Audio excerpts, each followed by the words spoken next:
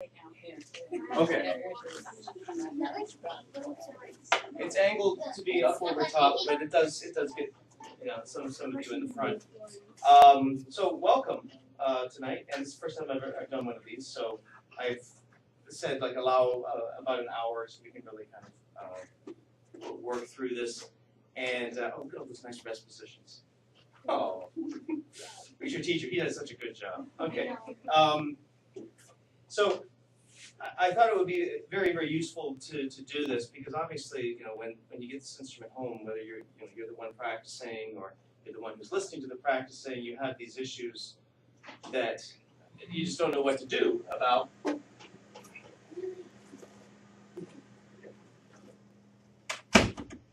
Oh, that's how we know it's live. And the hardest one to deal with is when the strings go out of tune.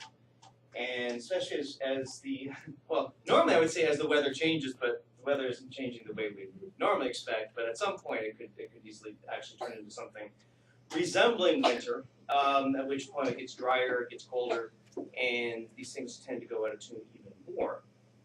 So it's useful to have some kind of sense about what to do when those things happen. There are three basic challenges to tuning. It's knowing what to turn, which way to turn it, and then how much. Knowing what to turn isn't too difficult to figure out. Come on in.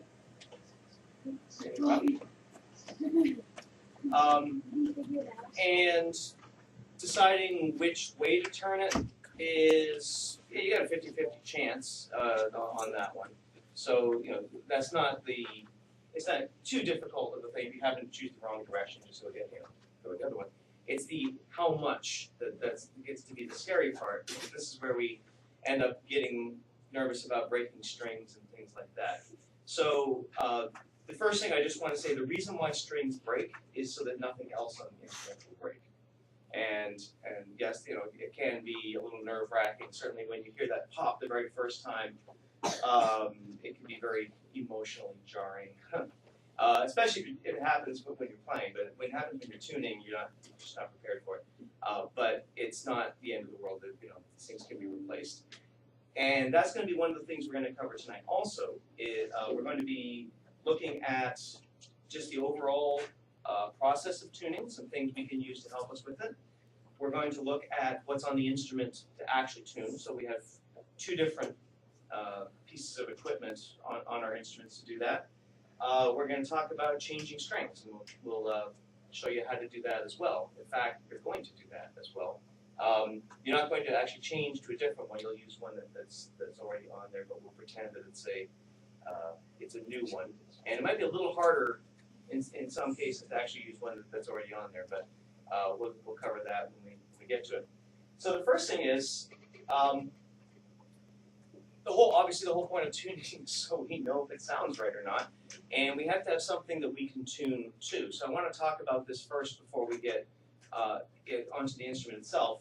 There are many different ways to figure out what the strings are supposed to sound like, and various devices and things that can do that as well.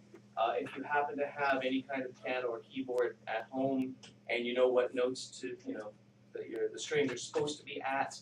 Of course, if you know the names of your strings, then you can find them on the piano keys somewhere, and that's usually a reasonable way of doing it. Not everybody has a piano at home, and not every piano, if it's a real piano, not as opposed to electronic keyboard, they're not always in tune themselves. They go out of tune as well. And you get that kind of honky-tonk sound sometimes as the weather changes on those. So they do make other devices for them, and it's worth looking into, getting something. There are free tuning things online. You look up just free instrument tuner, and I would put specifically like violin or viola or cello, for reasons I'll get to in a moment. You'd be surprised what you can find on there. But sometimes it's nice to have something that's offline. So they make various tuners. One of the most popular kind is usually a little box, something like this. In fact, some of the instruments come with something like this. It's called a chromatic tuner. Chromatic simply means it does all the notes. and not just the ones on your instrument. So you have to be a little selective about, and know what your target note is, what the name of it is, and in the right range. Of course, you've been playing long enough, and you should have a sense of, how high or how low that A string should be or that D string should be. This won't tell you exactly that, but it's good for any instrument. So it's kind of like a universal approach. They make tuners that are very specific for guitars. It is possible to use, but I wouldn't recommend it because guitars have a different set of strings on them. They have 6 strings, and some of them aren't the same. So it's not usually the best thing to go for. They also make ones that just clip on the end of your instrument, and so you can see it, and they're preset to do the 4 strings, or actually, it can tell also if it's cello, so it'll also include that 5th string of viola as well. It'll usually tell you the letter right there and whether you're close, and it doesn't care if you're really playing a string. If the string is not even close, it'll tell you you're not even close, rather than just say, oh, you're close to a different note, because that's not really all that useful information. What I happen to use is just an app on my phone, and it's not the best thing, but simply because it's not really loud enough. But there are two basic ways that we use tuners. We can either tune to a sound that we hear. That's A for the A string. If I wanted to make it, go to the E string, I would move it up to where it says E, and then if I want to go down to, like, say, G string, I plug it on D, etc. And those things work nicely. Of course, like I say, it's kind of hard to hear it. A lot of tuners, these ones included, are kinds where you play into them, and it will tell you. Mine happens to do it with a little line in the middle, so I'm going to kind of do this and hope I can remember. So hopefully what happened in front there was it was somewhere on the A, and hopefully that little line in the middle stayed somewhat in the middle as I was doing that. This one is not the easiest to read, especially for if you're just beginning. Some of them are really, really very, very visual. Some of these clip-on ones that you get into the green zone or the red and all that kind of stuff. As you can really tell if you've got it right. It's almost like a little game to do that. So any of those things would be useful to have. It doesn't mean that you can suddenly tune your instrument, though, but at least it gives you a point of reference, and that can be a huge thing. Most of the time when your instruments go to tune, it's usually that they go low in pitch, like in other words, they go flat. It's very rare that they suddenly go sharp. They don't the only time that they really ever go up in notes is if one of the other strings got so loose that the other ones now, the things moved around a little bit, and now they end up being a little higher than normal. Hey, come on in. Oh, no problem.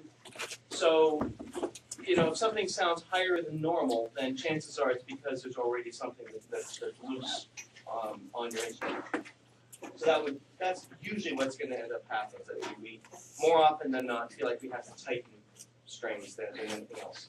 So let's get to the heart of the matter and talk about what we use to tune. Now, on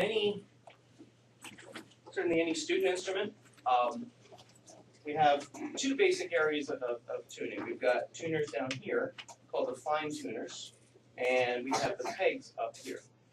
And the pegs are the more traditional part. I mean, that's what since the beginnings of time, since we ever had any string instrument.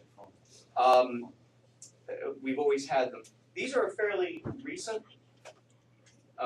advanced little bit of technology from only a couple hundred years ago, whereas this goes back about 4 or 5, possibly more. And there's a lot of different styles of the fine tuners, but they all basically do have the same approach. There's a little screw, and it moves a little lever or something along those lines that gently pulls the